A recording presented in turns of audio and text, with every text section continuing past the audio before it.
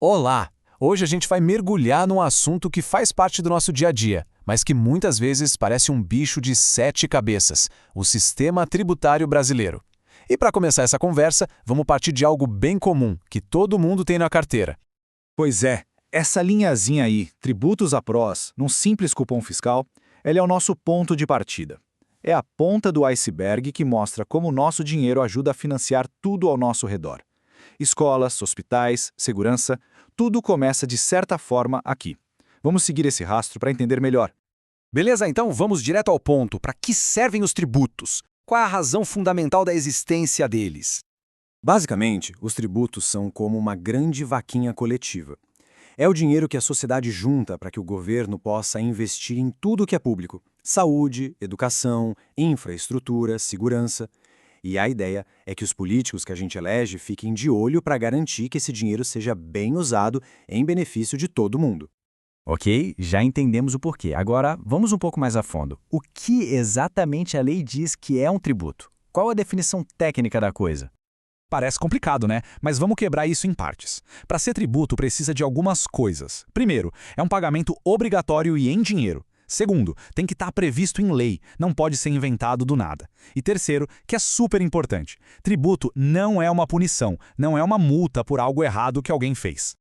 E essa imagem aqui deixa a diferença bem clara. O tributo, como o imposto de renda, por exemplo, nasce de uma coisa legal, lícita, ter uma renda. Já a multa de trânsito vem de algo ilegal, furar o sinal vermelho. É uma diferença crucial. Tributo é uma obrigação cívica, multa é uma punição. E o sistema não é nada simples, viu? No Brasil, a gente tem essa divisão em 5 grandes grupos de tributos. Tem os impostos, que a gente paga sobre a renda ou o consumo. Tem as taxas, que são por um serviço específico, tipo a coleta de lixo, e tem até outras categorias mais complexas. Cada um tem um destino e uma razão de ser. Certo, a gente já sabe o que é um tributo e por que ele existe. Mas como essa obrigação vira uma dívida de verdade que o governo pode cobrar? É aí que entra um processo com um nome bem específico: o lançamento. O lançamento é basicamente o ato que oficializa a dívida. É o momento em que a autoridade fiscal, o fisco, verifica quem deve, o que deve e quanto deve. É o que transforma aquela obrigação geral que está na lei em uma cobrança com nome, sobrenome e valor definido. O jeito mais comum de isso acontecer é o chamado lançamento por homologação.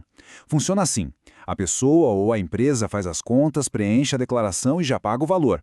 Depois disso, o fisco tem 5 anos para checar se está tudo certinho. Se estiver ok, ele homologa, que é como dar um carimbo de conferido e aprovado. Agora, se o contribuinte não faz a sua parte, aí o fisco entra em campo. É o chamado lançamento de ofício. Isso acontece, por exemplo, quando alguém simplesmente não entrega a declaração do imposto de renda. Nesse caso, a própria Receita Federal faz o cálculo e manda a conta. Mas e se a cobrança estiver errada? E se for injusta? O sistema não é uma via de mão única. A lei também dá ao cidadão o direito de se defender e de questionar um tributo. E esse é um ponto fundamental da nossa cidadania. Ninguém é obrigado a pagar algo que seja ilegal ou indevido.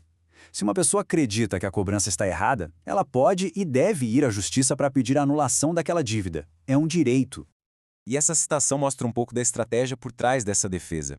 Na hora de contestar um imposto, uma das grandes decisões é se vale a pena pedir uma medida de urgência, a tal da tutela. É uma ferramenta que pode suspender a cobrança na hora. E como diz aí, para quem estuda para a OAB, esse é um tópico que sempre cai porque é muito importante na prática. E essa tutela antecipada é mesmo muito poderosa. Imagina, o processo judicial pode levar anos, né? Com essa medida, um juiz pode dar uma decisão provisória para suspender a cobrança, liberar uma mercadoria que estava presa ou até permitir que um negócio reabra as portas. Isso evita prejuízos gigantescos enquanto a questão principal é decidida. Claro que para contestar não basta só achar que está errado. É preciso ter base na lei e nas decisões anteriores dos tribunais. Um exemplo clássico é essa súmula 498. Ela diz que se alguém recebe uma indenização por dano moral, esse dinheiro não é renda, então não se pode cobrar imposto de renda sobre ele. É um entendimento já consolidado que protege o cidadão.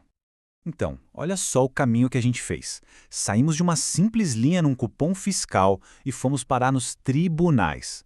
Vimos que o sistema tributário é esse balanço delicado entre o nosso dever de contribuir e o nosso direito de questionar. E isso tudo nos leva a uma pergunta final para a gente pensar. Se todo esse sistema é baseado em leis, quem, no fim das contas, tem o poder de mudar as regras desse jogo?